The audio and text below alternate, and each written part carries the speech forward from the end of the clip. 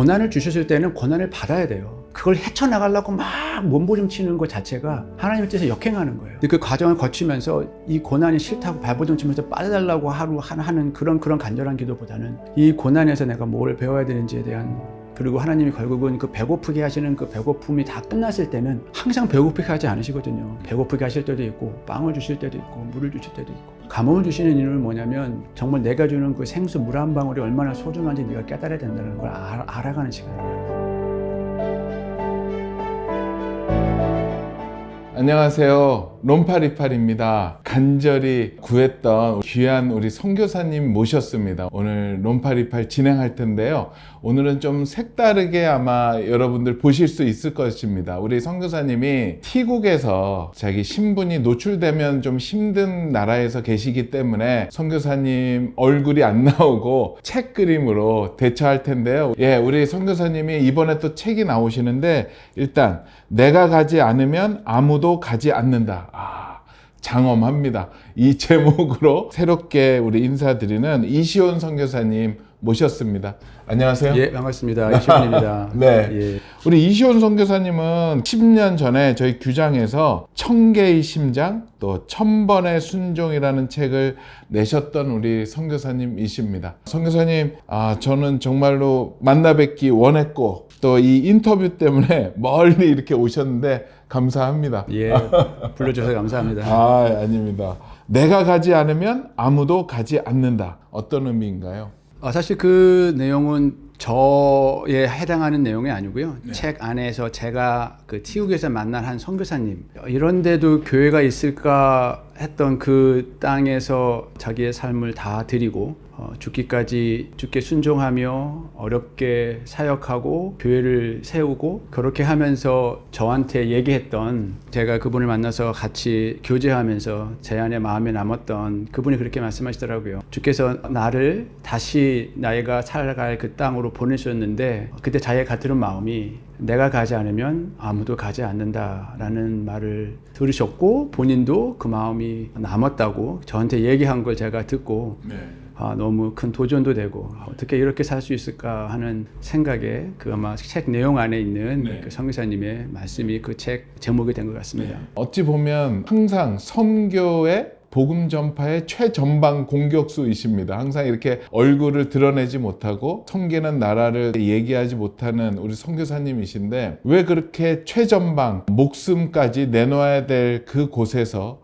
활동하고 계시죠? 첫 번째는 뭐냐면, 제가 만약에 거기를 먼저 알고 갔으면 안 갔을 겁니다. 가 보니까 거기가 그런 곳이더라고요. 그런 나라들이 계속 그랬고, 한 번도 내가 여기를 가야지 하고 선택한 나라는 없습니다. 그리고 사실 내가 정말 가고 싶은 나라는 사실 다른 나라였고, 그런 나라들을 준비했었고, 이번 책에서도 제가 그걸 잠깐 언급을 했는데, 내가 가고 싶었던 나라 몇몇 나라들을 계속 리서치하고 그곳에 있는 사람들을 만나서 갈 수 있는 방법들을 모색하고 그랬는데, 어느 순간에 제가 한 번도 생각하지 않았던 땅을 또 주께서 보여주시고 이곳에 갈 수 있도록 문을 열어주셔서 가 보니까 그것이 그런 곳인데, 많은 분들이 그렇게 오해를 하고 계세요. 근데 사실 저는 그냥 아주 베이직한 삶을 사는 거고, 전 세계를 다니면서 정말 저하고는 전혀 비교할 수 없는 정말 하나님의 사람들을 많이 만났습니다. 그런 사람들을 비교하면은 나는 진짜 이름도 못 내는 사람이다. 난 어떻게 저렇게 살 수 있지? 늘 그런 고민들을 하면서 지금도 선교가 뭔지를 고민합니다. 도대체 내가 하는 선교가 뭘까? 그리고 저 사람들이 하는 선교는 또 뭘까? 도대체 내가 믿는 하나님은 누구시고 저 사람들이 믿는 하나님은 누구실까? 왜 난 저렇게 살지 못하지 하는 고민들을 사실 솔직하게 합니다. 책을 내면서도 이 책을 내면서 내가 이걸 내는 게 맞는가? 내가 뭘 자랑할 수 있지? 자랑할 수 있는 게 그분들에 비하면 나중에 하나님께서 앞에 가면 다 낱낱이 드러날 거예요. 제 삶도 드러나고 그분들 삶도 드러나고 모든 삶이 다 드러날 텐데, 우리의 스스로를 변명하고 할 수 있지만 하나님 옆에서는 완전한 판단이 있지 않겠습니까?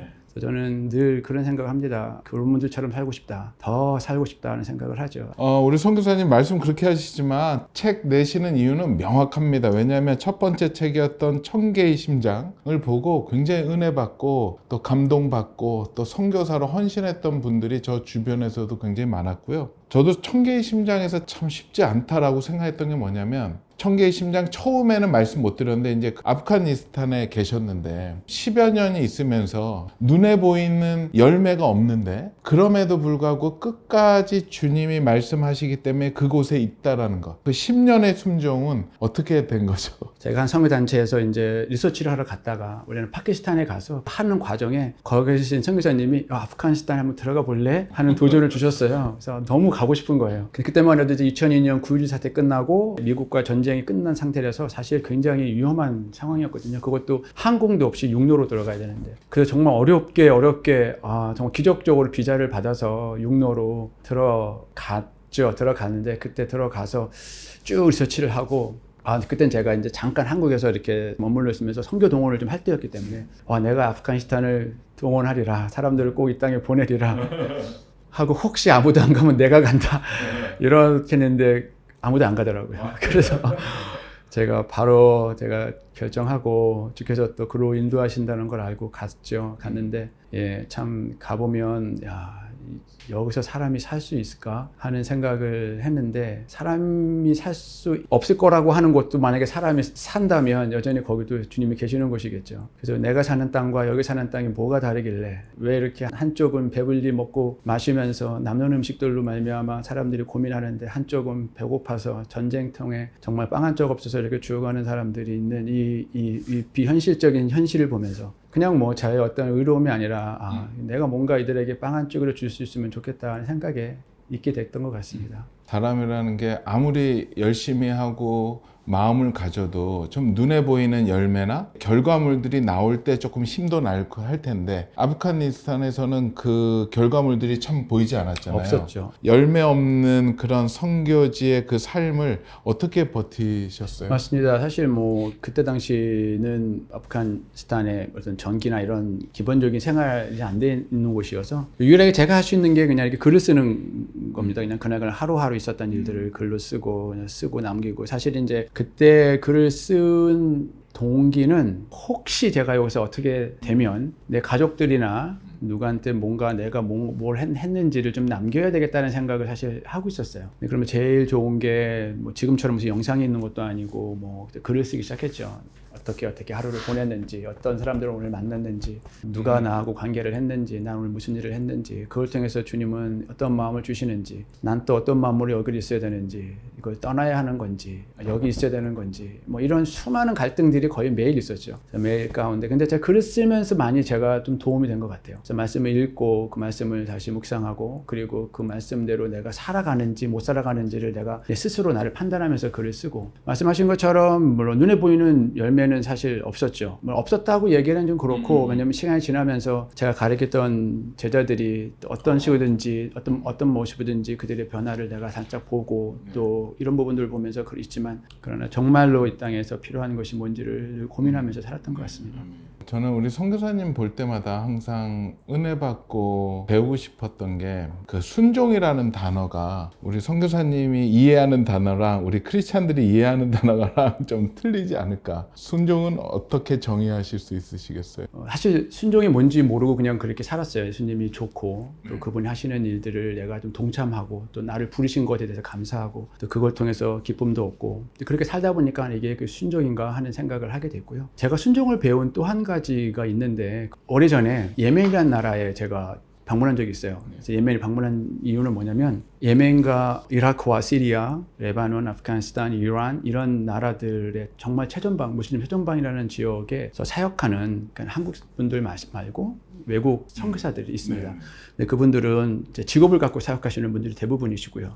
교수든지 외교관이든지 이런 분들이 계시고 기자든지 있는데 이제 그분들이 어떤 네트워크 형성이 돼 있어요. 근데 이제 제가 예멘에 방문했을 때 물론 거기 곳에 사역자들 만나고 싶고 갔는데 제가 놀라운 걸 발견한 게 뭐냐면 제가 아프간에 있을 때 그 중국 선교사들이 들어왔어요. 중국 선교사들이 한 10명 정도가 들어왔는데 제가 깜짝 놀랐어요.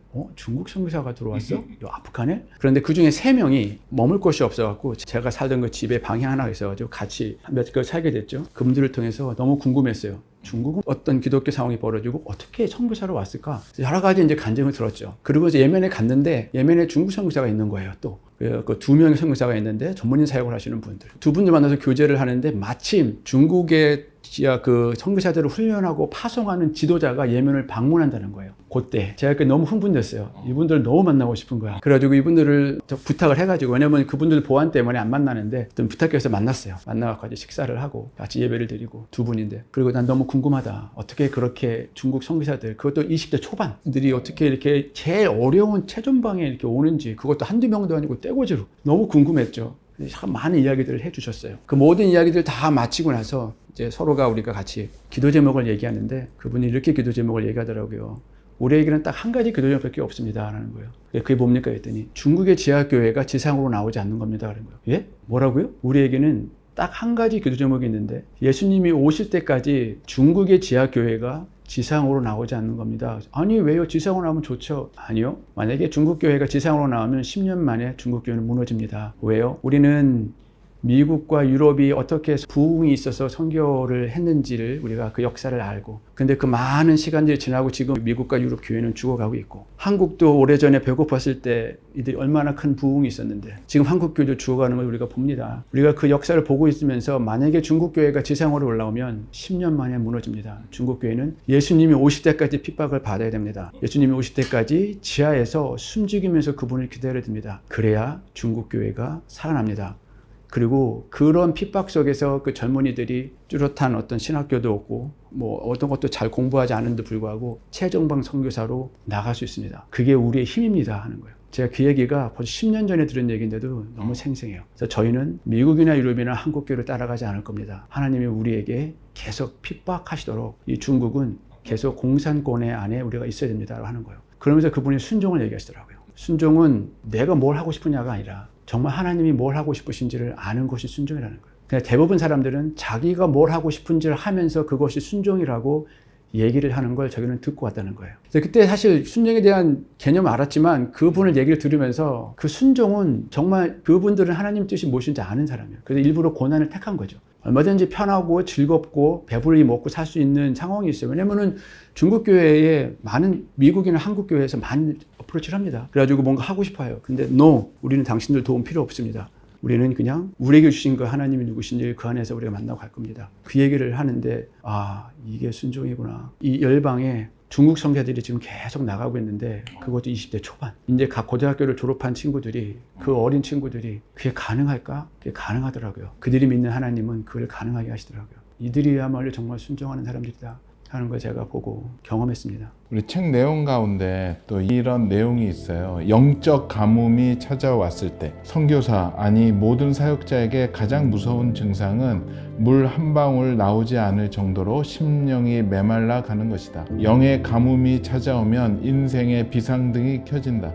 내게도 가뭄이 찾아왔다. 모든 게 말라버리는 시간이. 나는 점점 지쳐갔다. 나를 지지하고 응원해 줄 사람이 필요했다. 하지만 하고 이제 연결해 주셨어요. 영의 가뭄이 찾아왔을 때 이걸 어떻게 풀어가야 될까요? 선교사라면 뭐 선교사뿐만 아니라 모든 사역자가 이런 시간을 겪겠죠. 근데 저는 그렇게 생각합니다. 예수님이 우리를 배고프게 하실 때는 우리가 배고파야 돼요. 배고프게 하실 때가 있어요. 그걸 여러 가지로 해석할 수 있지만 그게 뭐 고난이 될 수도 있겠고 뭐 여러 가지 있겠지만, 배고플 때는 배고파야 되는데 그 배고픔을 자기가 의미적으로 그거를 배불리려고 만들어요. 고난을 주셨을 때는 고난을 받아야 돼요. 그걸 헤쳐나가려고 막 몸부림치는 것 자체가 하나님의 뜻에 역행하는 거예요. 그분이 정말 하나님을 신뢰하는 분이라면. 성경의 수많은, 거의 모든 하나님의 사람들이 다 그 과정을 거쳤어요. 근데 그 과정을 거치면서 이 고난이 싫다고 발버둥 치면서 빠져달라고 하는 그런 간절한 기도보다는 이 고난에서 내가 뭘 배워야 되는지에 대한, 그리고 하나님이 결국은 그 배고프게 하시는 그 배고픔이 다 끝났을 때는 항상 배고프게 하지 않으시거든요. 배고프게 하실 때도 있고 빵을 주실 때도 있고 물을 주실 때도 있고. 선교사도 마찬가지죠.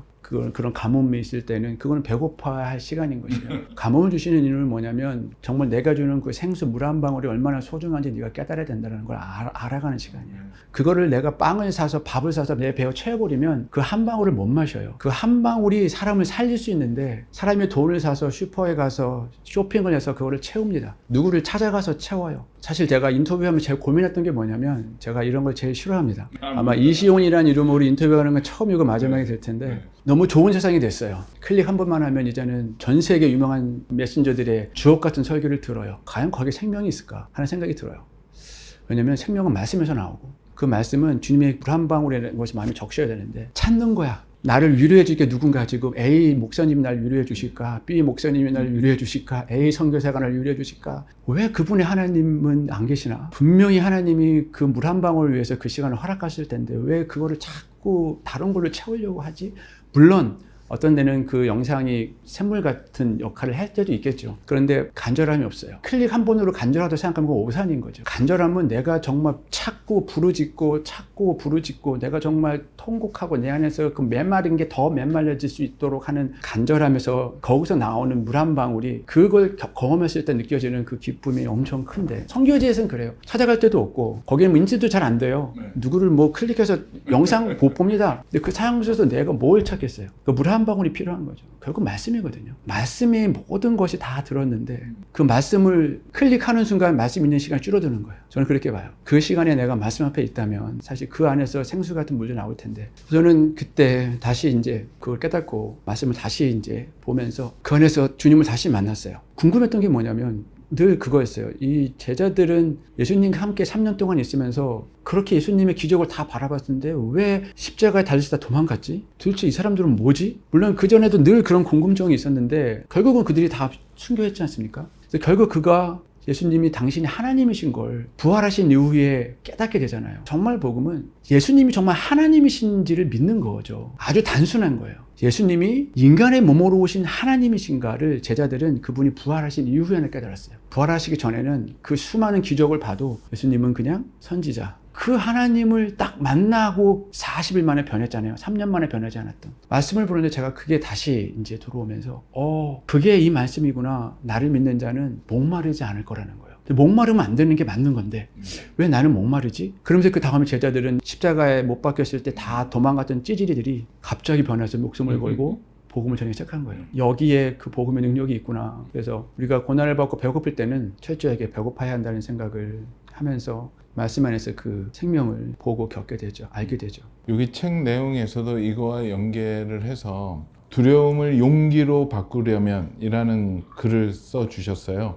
그래서 그 두려움을 용기로 바꿀 수 있는 방법은 뭐라고 얘기하실 수 있으시겠어요? 아프간에 있을 때 다 철수하고 한국 사람들 이제 제가 외국 NGO 분들하고 같이 이제 생활을 했었어요. 그런데 이제 그 아프간 그 대통령 선거가 있을 때 각 대사관에서 외국인들을 철수하라고 합니다. 위험하니까. 그래서 저는 철수할 수가 없었어요. 왜냐면은 그때 이제 팀을 맡아 있기 때문에 경기가 앞에 두고 있어서 이 선생이 나가면 안 되잖아요. 그래서 못 나가는데 그 제가 살고 있던 NGO 직원들은 정부에서 나가라니까 그 대사관에서 다 나갔어요. 같이 살고 있던 그 집에 저 혼자 있는 거예요. 네, 아무도 없고. 근데 그분들이 가기 전에 가방 하나를 이렇게 두고 가셨어요. 이게 뭐지? 하더니 꼭 필요할 때 쓰려는 거예요. 그래가지고 가방을 딱 여는데 권총이죠. 그래서 혹시 필요하면 쓰려는 거예요.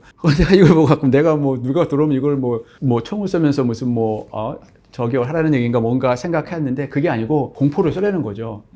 누가 있으면 혹시라도 그런 문제가 생길 수 있으니까 그걸 놓고 갔어요. 그리고 다 갔죠. 그 큰 집에 저 혼자 이제 있었습니다. 근데 그날부터 밤에 잠을 자는데 잠이 안 오는 거예요.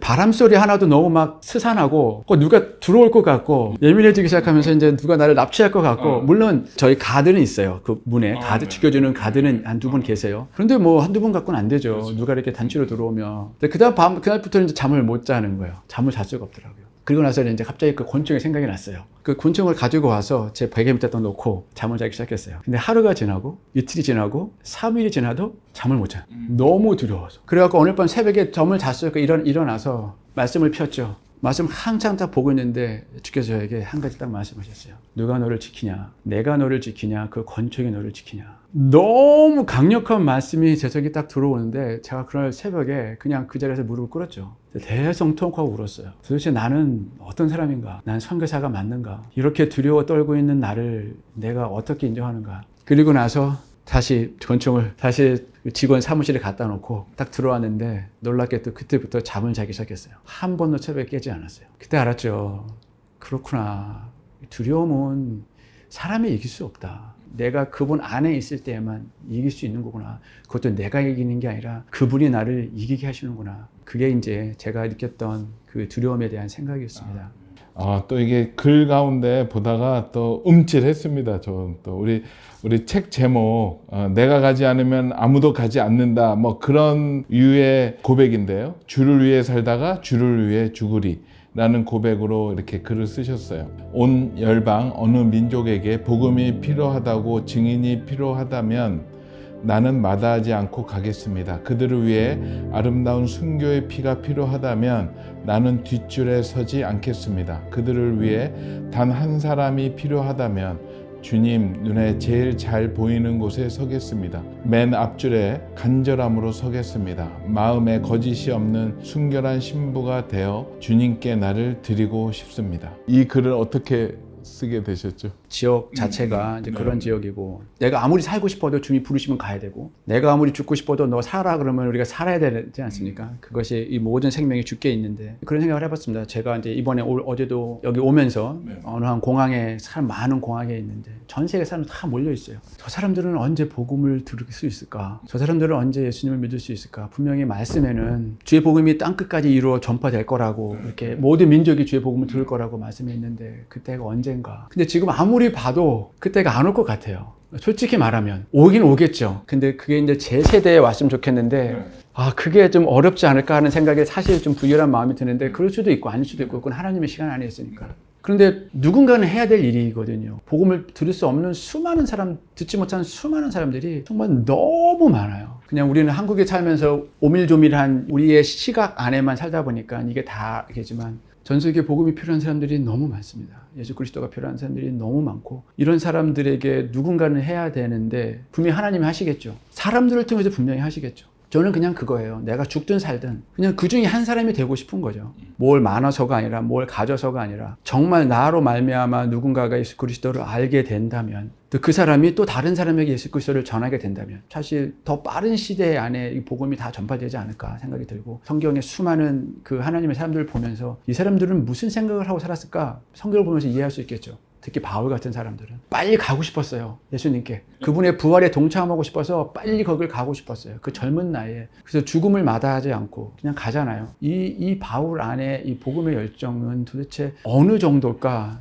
나는 전혀 예측할 수 없고 측정할 수 없는, 그냥 그 사람의 발가락에 손톱만큼만이라도 나갔으면 좋겠다 하는 마음을 하다 보니까 그냥 그런 고백들이 나오더라고요. 그런 고백들을 통해서 하나님이 복음을 전파하기 위해서 누군가가 필요하시고, 어떤 사람의 어떤 또 피해가 필요하시다면, 또 그걸 통해서 복음이 전파된다면 내가 그 중에 한 사람이 되면 좋겠다. 그것이 결국 어느 날 제가 주님 앞에 갔을 때 부끄럽지 않지 않을까. 그래도 최소한 이 땅에 살면서 예수님을 믿으면서 그분 앞에 부끄럽지는 않아야 되지 않을까 하는 생각으로 그렇게 아마 고백을 했던 모양인 것 같습니다. 선교지에 항상 계시다가 보면 한국에 있는 크리스찬들을 바라보게 되시잖아요. 그럴 때 그분들을 향한 여러 마음이 들으실 텐데, 안타까운 마음을 좀 말해 주신다면. 아시다시피 지금 한국교회 젊은이들이 없어지고, 다음 세대가 많이 사라지고, 어린아이들은 뭐 점점 더 없어지고, 그러면서 이렇게 가면 안 되는데 하는 생각들이 늘 있었죠. 그러면서 이제 제가 책에서 나눈 것처럼, 예수님께서 내가 너를 모으려 한 일이 몇 번이냐, 근데 너희가 나를 원하지 않았대요. 이 말씀이 너무 감에 온 거예요. 예루살렘 성을 보시면서 너희가 선지자를 죽이고 파송된 자를 돌로 쳤다. 그러면서 내가 너희를 모으려고 한 일이, 도대체 창세기 때부터 지금까지 예수님이 결국 30년밖에 안 사셨는데 내가 너를 모으려고 했대요. 그건 예수님 때 얘기가 아니죠. 창세기 때부터 하나님을 배반하고 떠나갔던 많은 사람들을 향해서 하나님이 그렇게 말씀하셨던 그 시간들을 보면서, 중요한 건 너희가 나를 원하지 않았대요. 그럼 너희가 나를 원하지 않았던 그 너희도 하나님을 부르고 있거든요. 그들도 제사를 드리고 있거든요. 근데 너희가 나를 원하지 않았다면 도대체 이 사람들은 어떤 사람들인가? 성경을 보면 그대로 그래요. 너희가 눈과 귀가 있어도 보지 못하고 듣지 못하고, 그 이유는 한 가지예요. 너희 마음이 돌처럼 굳었대요.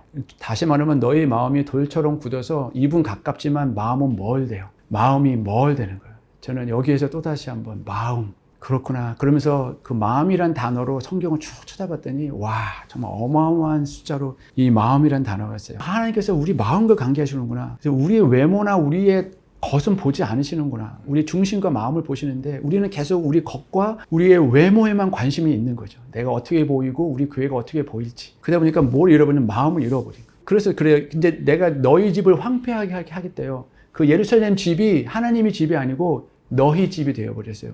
그 니네 집이야. 내가 거기 없어. 내가 그 성전에 없어. 내가 네 예배에 없어. 너가 네 말씀에 없어. 내가 네 모임에 없어. 하나님이 안 계신 교회? 하나님이 안 계신 예배?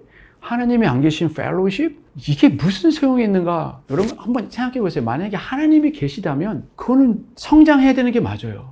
부흥해야 되는 게 맞아요. 그거는 더 많아지는 게 맞아요. 왜냐면 그렇게 약속하셨기 때문에. 성경의 마지막 날에 그 늙은이가 젊은이들이 꿈을 꾸고 환상을 보고 방언을 말하면서 부흥이 있을 거라는 거예요. 근데 그분이 계시면 그게 맞는 거예요. 지금까지 그래 와서 성경 역사가. 복음을 전파하기 위해서 엄청난 부흥을 주셨어요. 그리고 그들이 그 성령을 가지고 나가서 복음을 전하고. 근데 그게 끝까지 이루어지는데 마음이 변한 거죠. 뭐에 변하냐면 물질의 마음이 변하고, 외모의 마음이 변하고, 명예의 마음이 변하고, 자기 성공의 마음이 변하고, 자기가 드러나는 것의 마음이 변하고, 그러면서 처음 가졌던 그 마음들이 시작되면서 이제는 거룩함이 무너지기 시작하는 거예요.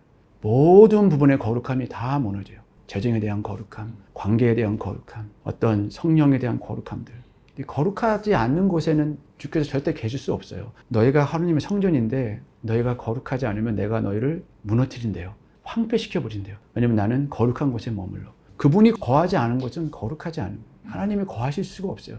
그런데 그들은 계속해서 거기서 제사를 드리고 예배를 드리고 그리고 계속해서 사람들의 생각으로 또 뭔가 만들려고 하죠. 그래서 저는 그것들을 보면서도 그런 마음이 들었어요. 하나님이 우리를 살리시려면 다시 우리를 깊은 고난 가운데 두셔야지 다시 이 교회가 살아나겠구나. 중국 교회가 그렇게 고백했던 것처럼 그렇지 않고 세상이 계속 변하는데 과연 그 변화를 따라가려는 우리는 또 무엇에 타협을 해야 되는가? 또 무엇을 타협하면서 우리가 가져야 될 고유의 그분의 말씀을 잃어버리고 살 것인가? 라고 하는 생각들을 해 가기 시작했습니다. 우리 선교사님 선교사 생활을 하시면서 뭐 여러 가지 일이 있으셨을 텐데 가장 마음이 아팠던 슬펐던 때가 언제 있으세요? 하나님이 내게 맡겨준 하나님의 양들이지 않습니까? 네. 선교지에 가면 그 모든 그 몇 명이든 누군지 간에 제가 선교지 가서 가장 큰 기도 제목은 딱 하나예요. 내 양을 끝까지 사랑할 수 있도록 해주십시오. 주께서 그렇게 하셨으니까 주께서 말씀하시기를 내가 당신이 내게 주신 모든 양을 내가 끝까지 사랑한 것처럼 제자들 사랑시대 끝까지 사랑하셨다. 근데 그 사랑이 이들에게 잘 전달되지 않는다고 생각될 때 내가 이들을 섬기고 축복하고 그리스도의 마음을 가지고 장하는데 그것이 잘 전달되지 않는다고 생각됐을 때 내가 정말 사랑하지 못하고 있다고 느낄 때 내가 해야 될 그 하나님 내게 주신 그 일들을 내가 타협한다고 생각됐을 때 그게 제일 아프죠. 그러면서 이제 선교지에 있는 사람들을 잃어버리게 된다든가 떠나게 된다든가 하는 그 시간들을 볼 때 가장 큰 아파요. 내가 책임을 다하지 못했구나. 하나님의 양을 잃어버렸구나 하는 그런 생각들이 있을 때가 가장 큰 것 같아요. 또 가장 궁금했던 것 중에 하나가 영적 전쟁의 최전방 아니겠습니까? 또 선교지가 선교사님의 영성을 이렇게 보호하고 준비하려면 하나님과 소통, 하나님과의 그런 관계를 어떻게 계속 매일매일 유지를 하세요? 어떤 방법으로? 가장 큰 건 말씀입니다. 제가 그전에 굉장히 형식적인 묵상을 했었어요. 아침 일어나면 당연히 말씀을 펴고 기록하고 이런 것들이 있었는데 어느 순간부터 이게 나를 지배하지 못한다는 생각을 했어요. 이게 이 말씀이 왜 나를 지배하지 못하지? 왜 내가 말씀을 굉장히 이렇게 형식적으로 읽고 있지? 형식적으로 쓰고 있지? 그러면서 마치 내가 묵상을 하면서 말씀을 읽는 것을 내 스스로 위안을 갖는 거죠. 내가 오늘 이거 했으니까 뭐 내가 오늘 할 때 다 한 것처럼. 근데 어느 순간에 이제 말씀을 드렸지만 그런 어떤 메말은 딱 오면서 좀 도전이 됐어요. 그때 다윗이 시편 내내 기록하면서 그렇게 해요.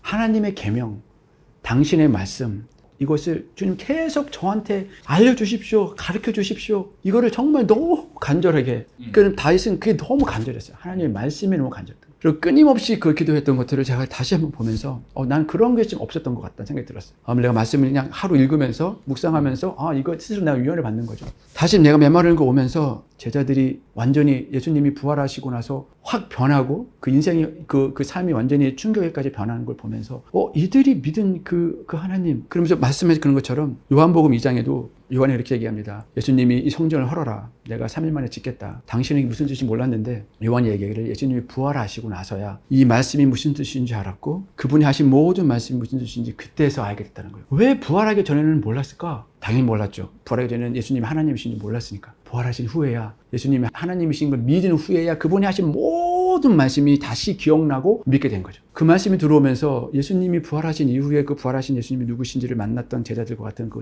간절함이 되게 필요했었죠. 그러면서 말씀을 다시 읽기 시작했더니 와 정말 이 말씀 안에서 이 주시는 그 샘물 같은 능력이 이게 감당할 수 없는 거예요. 그 안에서 제가 이제 하면서 제가 우리 아내한테도 제가 예수님이 부활하셔서 안 돼요. 당연히 다 알지. 모르는 사람이 어딨어. 예수님 그 시점 몰라? 근데 그걸 믿냐는 거예요. 아는 거 말고 믿느냐고. 예수님이 죽음에서 살아나신 게 믿어지냐고. 나는 알았던 것 같아요. 그때부터 내가 다시 예수님이 부활하신 것이 무엇인 의미인지 다시 한번 깨닫고 말씀을 보기 시작하면서 와, 성경이 다시 보이기 시작했어요. 이게 이야기였구나.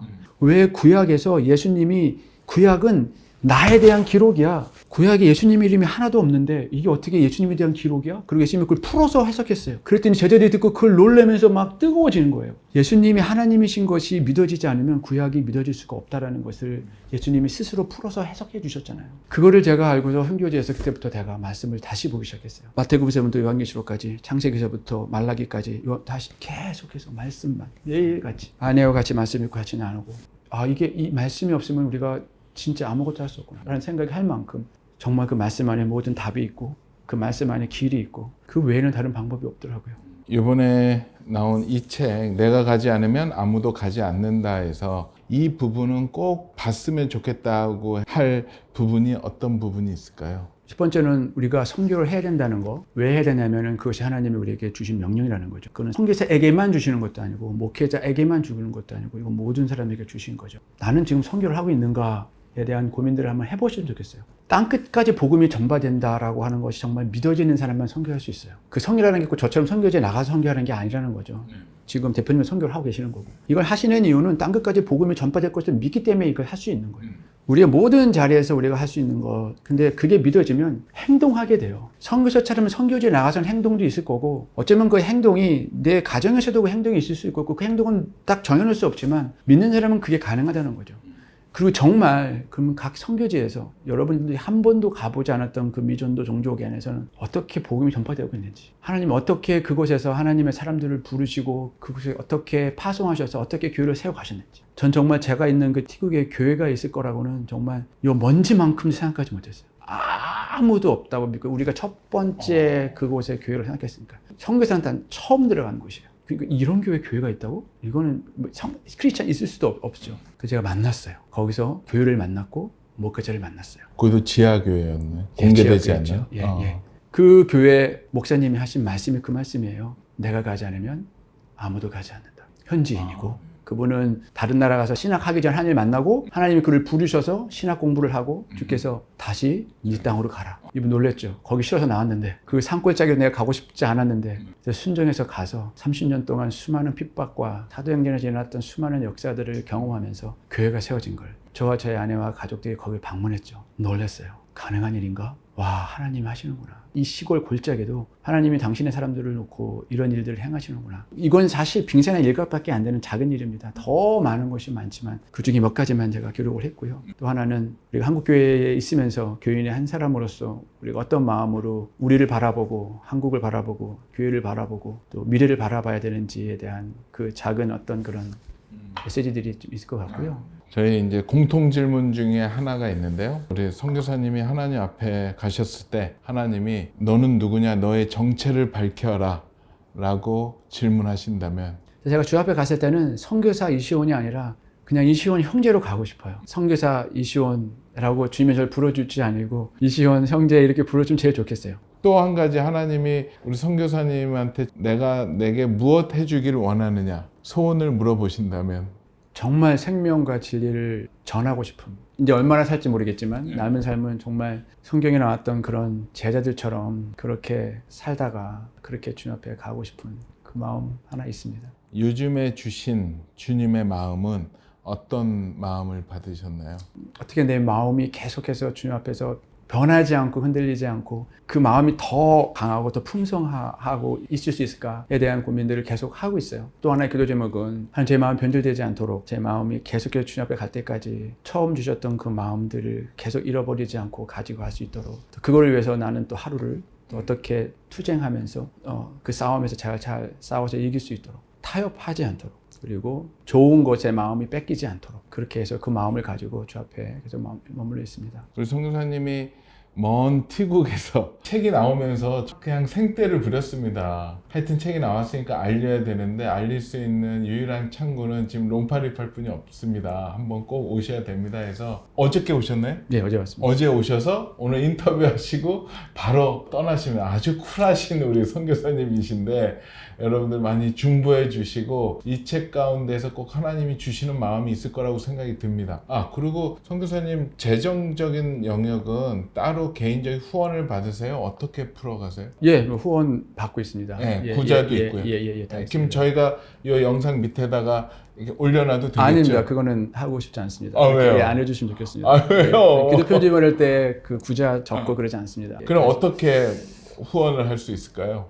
저 말고 어려운 분들이 굉장히 많이, 이건 정말 듣기적으로 한 얘기가 아니라 돌아보시면 어려운 선교사님들 너무 많습니다. 제가 그분들을 여러분들이 좀 찾으셔서 그렇게 하면 그게 저한테 했다고 그래서 제가 또 마음으로 받고 그렇게 하도록 하겠습니다. 저는 이제 이렇게 하나님의 그런 마음을 받으신 분들 나누고 싶은 마음이 있는데 우리 선교사님의 뭐 진심을 알기 때문에 그런 마음들 오늘 감동받고 은혜 받은 분들이 있으시다면 주변에 또 섬기는 교회에 또 이렇게 숨겨진 선교사님도 있을 겁니다. 그래서 또 그 마음을 또 흘려보내는 것도 저는 너무 좋은. 제일 좋은 헌금은 책을 사시는 겁니다. 그래서 그 책을 사셔서 다른 분들한테 보내준다면 그게 저한테 제일 큰 헌금이죠. 그 방법이 저랑 입장이 바뀌었네. 저가 그런 얘기를 해야 되는데. 그런가요? 예, 맞습니다. 최고의 후원은 이 책을 사서 은혜 받으시고 먼저 그 다음에 주변 분들한테 또 이것을 한번 나누어 주시면 그것이 더 큰 하나님 나라의 아름다운 맞습니다. 모습이 아닐까 생각이 드네요. 우리 선교사님 너무 감사하고요. 선교사님 마무리로 기도해 주시고 마무리하겠습니다. 예, 하나님 아버지 감사합니다. 주께서 이 마지막 때를 살아가는 우리에게 곳곳에서 부르신 사람들을 통해서 복음이 전파할 수 있도록 그 일들을 열어주시고 또 그 일들을 행해 주셔서 감사합니다.